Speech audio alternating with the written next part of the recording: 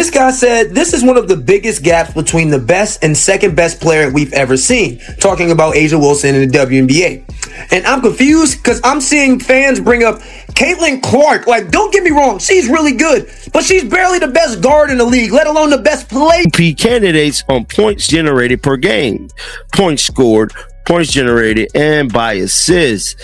Now, as you guys can see here, Caitlin Clark got hurt at the beginning of this season, but she's doing this with only 31 games. So when we sit up here and say Caitlin Clark is not the greatest, at least right now, you're lying to yourself because she clearly is. In the WNBA in total points created, she is first in the WNBA in points per game created. She is first in points per minute when she is on the court. Leads the league in assists per game, and she is also third overall in scoring. Wilson is not going to like this one.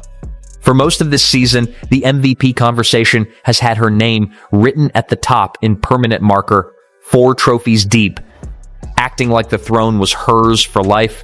No questions asked, no real challengers in sight.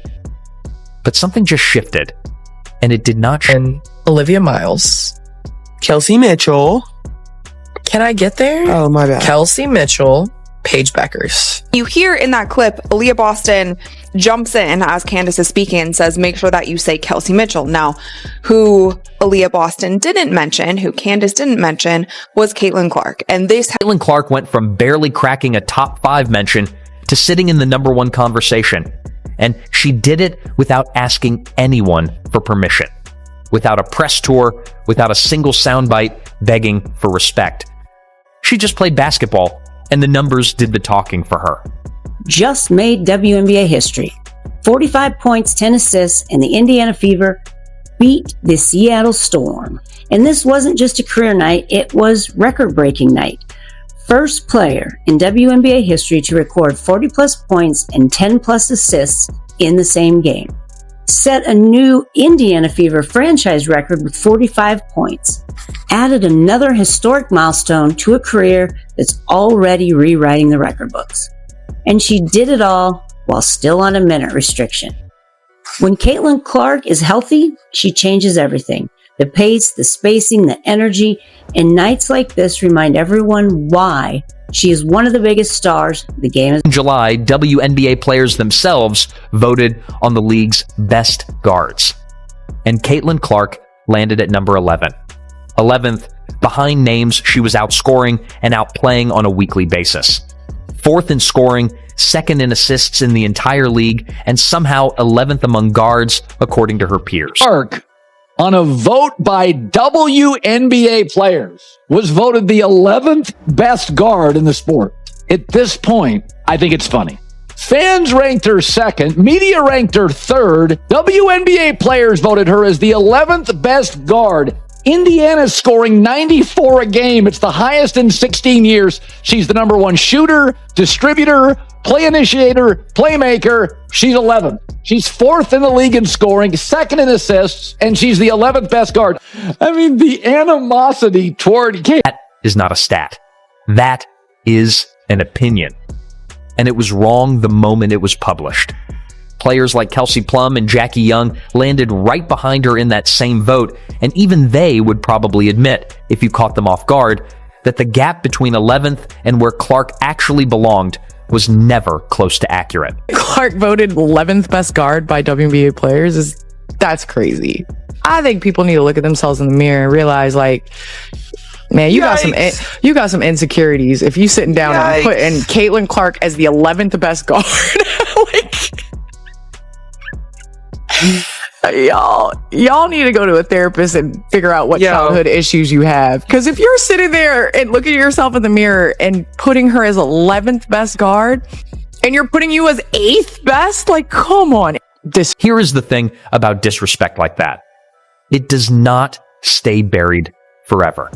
2 weeks after that vote went public, Clark walked into a game against Seattle and dropped 45 points with 10 assists, becoming the first player in WNBA history to post a 40-point, 10-assist game in a single night.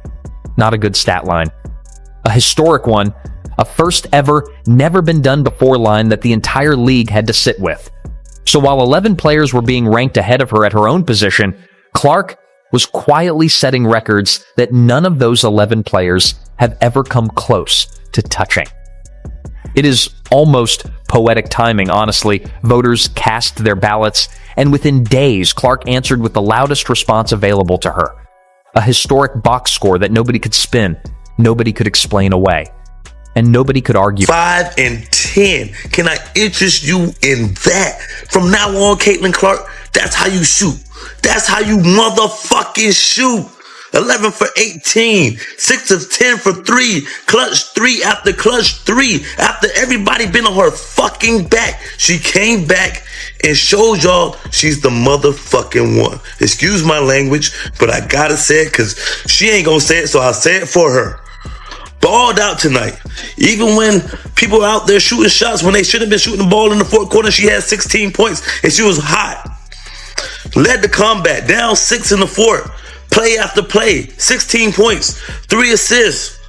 She made every big play. This is what I'm talking about. When all the haters and doubters are talking about you and they coming at you game after game and you on a minute restriction and you score all the points in 20. That is exactly the pattern that has followed her all season. Everybody underrates her, and then she goes out and makes the underrating look foolish within a matter of games. It happened with the preseason rankings. It happened with the guard vote. And now it is happening with the MVP race itself, where a conversation that completely excluded her a few months ago now has her name sitting right at the very top. Says Kelsey Mitchell is the MVP. A lot of people say it's A'ja Wilson, but Caitlin Clark is making this conversation very interesting. Why? Look at the numbers. Over her last 10 games, 24.7 points a game, 9 assists, and she's shooting 47% from the field and 41% from 3. That is an MVP level stretch.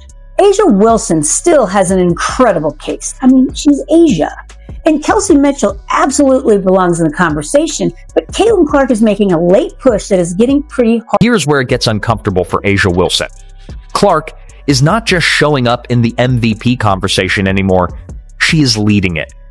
She is currently out in front of every other candidate in points generated per game, total points scored, and assists, ahead of her own teammate Olivia Miles, who sits in second place, just 34 points behind her. She is ahead of Kelsey Mitchell. And she is ahead of Wilson. Let that sink in for a second, because it gets even wilder when you factor in one detail nobody is talking about enough. Clark has played roughly a game and a half fewer than the players she is beating in these categories. She is doing more in less time than everyone chasing the same dream. The talent is just undeniable. Y'all, some of y'all that are not giving it up for Caitlin Clark, I just simply don't understand I don't know what you're watching.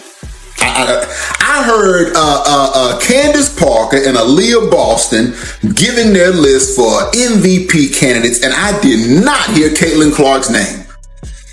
I did not hear Caitlin Clark's name. What is that about? WNBA Elite Offensive Impact, league rankings across key offensive metrics. Look at this. Look at that first column. And you're telling me this is not an MVP candidate? Huh? Points per game. Caitlin Clark, third. Look at the rest of the column. Oh my goodness. Assists per game, first.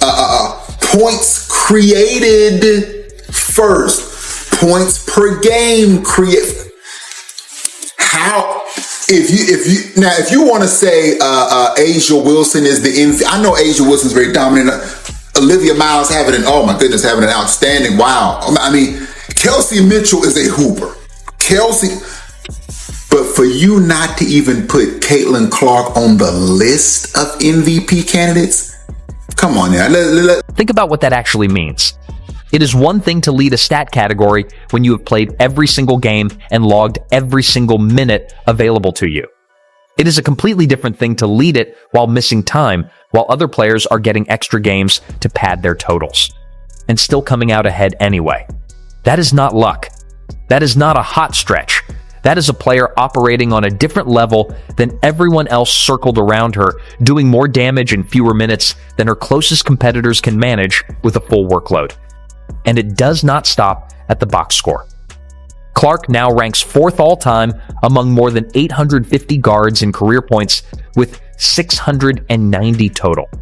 A number most players spend a full decade chasing, and she is doing it years into her career, not decades. On top of that, she leads the league in makes from behind the arc, the exact shot that defines modern offense, the shot every team builds its spacing around.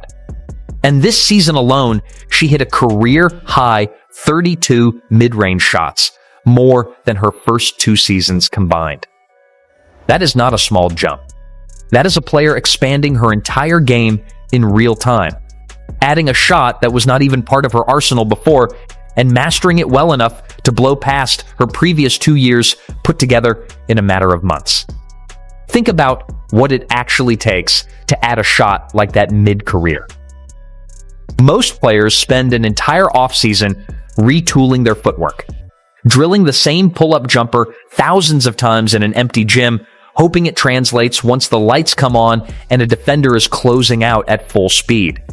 Clark did that work, and now defenses cannot simply sag off her and dare her to shoot from mid-range anymore, because she has proven she will make them pay for it.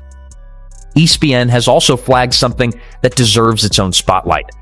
Clark generated over 40 points created in a single game earlier this season, the most by any player in WNBA history. Not just this season's history, league history. That number accounts for the points she scored, plus the points she directly set up for teammates. And it is the kind of stat that measures true offensive gravity, not just individual scoring. It tells you she is not padding a stat sheet by chucking shots.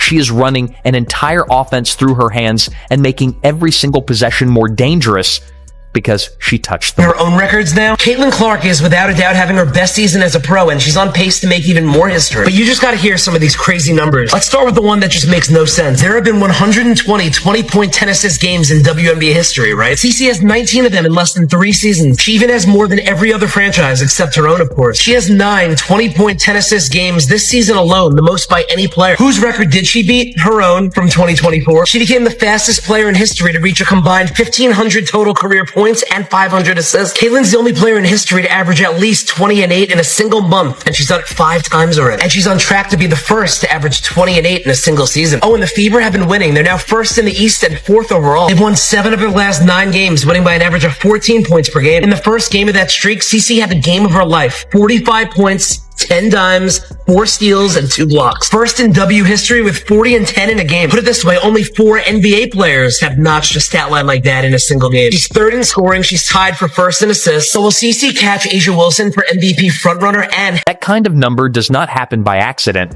Either it happens when a point guard sees the floor a full step ahead of everyone else on it, when she is already calculating the next 2 passes before the ball even reaches her hands. Watch the tape back, and you will notice defenders biting on pump fakes that are not even real pump fakes, just Clark reading their weight distribution and making a decision half a second before they do. On top of all of that, Clark was just named Conference Player of the Week for the 4th time this season.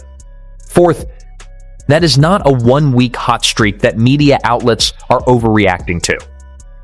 That is a player being recognized over and over at regular intervals across an entire year. When a player earns that honor 4 separate times, it stops being a coincidence and starts being a pattern that voters cannot keep pretending not to notice. He is on the way, and y'all stay hating on the biggest. Matter of fact, we don't even say the biggest no more. We just say don't nothing get no bigger. Man, look, Caitlin Clark ranks top 3 in points per game and assists per game. Hear me out. This season, and is on pace to be the first player in WNBA history. In WNBA history, the first person, that means she's the first to do it, to average 20 points per game and 8 assists per game in a season. Mind y'all, she's top 3 in 2 of the top 3 categories, points, rebounds, assists. She's top 3 in 2 of them. I don't think nobody else is outside of one person who is probably the front runner for. So now flip back to A'ja Wilson, because this is where the frustration has to be setting in. Wilson has spent this entire year with a version of the same message on repeat, telling anyone who will listen that she has been the greatest since 1996, the year she was born, and that nobody is taking her spot. She has earned the right to say things like that. 4 MVPs, 3 championships, a resume most players in this league will never sniff. But resumes are built in the past tense. MVP races are decided in the present tense. And right now, in the present tense, Caitlin Clark, her. Let's cut the shit for a second. A'ja Wilson is definitively the best player in the WNBA. She's just absolutely deadly as a mid-range jump shooter. She's like clockwork, like 45, 46%. And then she can drive closeouts from that position about as well as anybody in the league. As you saw the play that iced the game, just a simple rip through to the left, extend out, draw the contact, and finish off the glass. She's one of the best athletes in the league, one of the best mid-range shooters in the league. Really cool. How exactly is that supposed to sit with someone who's been the standard for half a decade? Wilson is still ranked at the top of preseason lists, still treated by a lot of voters as the automatic frontrunner, and yet the actual on-court numbers say something completely different. Wilson leads in scoring average and blocks, which matters, and nobody is taking that away from her. But Clark is doing more with less. Fewer games, more points created, more assists, more record-setting nights, and she is doing it while carrying a fever offense that leads the entire league in scoring. A team she basically built from the ground up over 3 seasons. That contrast is exactly why this MVP conversation flipped overnight. It is not that Wilson suddenly got worse. It is that Clark got so undeniable, so fast, that voters had no choice but to reconsider everything they assumed about this race back in June. And once voters start reconsidering, the conversation rarely swings back the other way, especially when the player forcing that reconsideration keeps adding record after record to back it up. 2 candidates, and that's D. Caitlin Clark and A'ja Wilson. And when you really sit back and look, the reason I say that is because A'ja Wilson is doing what she's doing, but Caitlin Clark is doing something we've never seen before, which she always does. But we've never seen a guard average over 20 while averaging over 8 assists. Over 20 points and over 8 assists. We've never seen it. And we also are a top 5 team, so you can't say anything about the record. And the players that y'all have above her, not on her level. So we can say Caitlin averages more points than Paige, averages like way more assists than Paige, and has the same or better record. So that automatically cancels out Paige. For players who spent the early part of this season ranking Clark 11th at her own position. Every single one of those voters is now watching the exact player they slotted below 10 other guards sit at the top of the MVP conversation. Every media outlet that questioned whether Clark deserved a top 5 mention is now writing articles explaining how she got here. That is not a small reversal. That is the entire narrative flipping in real time.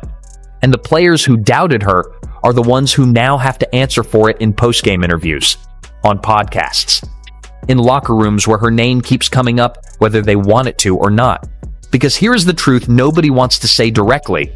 Clark has had to work twice as hard for this recognition compared to almost anyone else in this race. She was not handed a top 5 preseason ranking. She dropped from 4th to 11th in some rankings before the season even hit its midpoint. She had to answer questions about a shooting slump, about whether her rookie hype had worn off, about whether the league had simply figured her out. And instead of shrinking from that pressure, she used it as fuel, expanding her mid-range game, pushing her assist numbers higher, and delivering the single most historic scoring line of the season, all while playing fewer total games than her competition.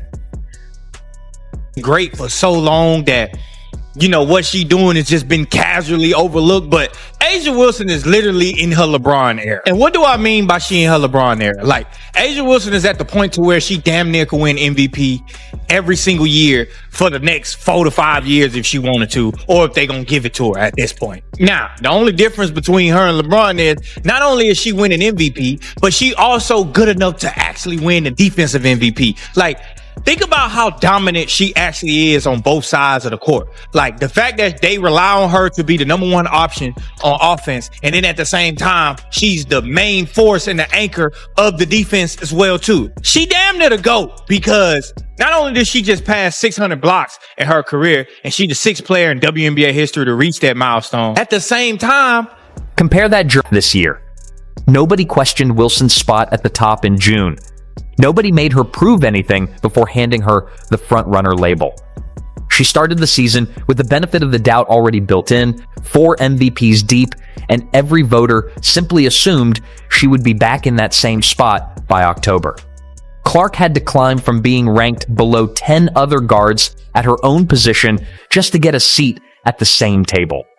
That is the difference between inheriting recognition and earning it under fire, and it is exactly why this version of Clark's rise hits differently than any hype cycle she has been part of before. 700 assists in WNBA history. Not just in WNBA history, but also NBA history as well. It took LaMelo Ball 104 games to reach 700 assists, and it took LeBron James 159 games to reach 700 assists. Caitlin Clark did it faster than the both of them. Caitlin Clark is also first in the WNBA in total points created. She is first in the WNBA in points per game created. She is first in points per minute when she is on the court. Leads the league in assists per game, and she is also 3rd overall in scoring this season. The stat that really stands out to me is the points generated per game. It's the amount of points that she is either scoring or assisting on, and that's really where Caitlin Clark is at her best. We've also seen that with the Indiana Fever. They've definitely turned a corner around midway through this season. They're finding their groove, and Caitlin Clark is a big reason for that. Was gifted the spotlight and a player who forced her way into it. Wilson has been the standard for years, and nobody can strip that away from her resume. But this season is not about resumes. It is about who is doing the most right now in real time under real pressure, with real doubt hanging over her head the entire way. And by every measurable category that matters this year, points generated, total scoring, assists, efficiency growth, record-setting performances, that player is Caitlin Clark. There is also a simpler way to look at all of this, one that does not require a single spreadsheet. Ask yourself why a player who was ranked 11th at her own position by her peers just 2 months ago is now the same player generating the most points created in a single game in league history, leading the entire MVP field in scoring and assists, and collecting Player of the Week honors on repeat. Either those player votes were wrong, or Clark simply refused to let a wrong opinion define the rest of her season. 3 in scoring and number 1 in assists per game. She has to finish with those 2 things, because no player in WNBA history has ever finished top 3 in scoring and led the league in assists per game. She would be the first to do so, and I honestly think she has a good chance of doing this with 9 games left. She's going to have to keep that up. So she's going to be looking for somewhere in that vicinity of 25 to 30 points per game is what I think she needs to maintain. And look, I think she's going to get there. I think she's easily 20 to 25 points per game right now. It is clearly the second one. So where does that leave A'ja Wilson right now? Sitting at the top of a list that is starting to feel less secure by the week. Watching a player she has shared headlines with for 2 years finally catch up in the one category that actually counts. Wilson can keep saying she has been the greatest since 1996. Nobody is stopping her from believing that. But belief and box scores are 2 different things. And right now, the box scores belong to Clark. If this pace holds, and there is no real reason to think it will not, Clark is not just going to be in the MVP conversation by the end of this season. She is going to be the name everyone is forced to say first, whether they ranked her 11th or not, whether Wilson wants to admit it in front of a camera or not, and whether the rest of the league is ready for that shift or not.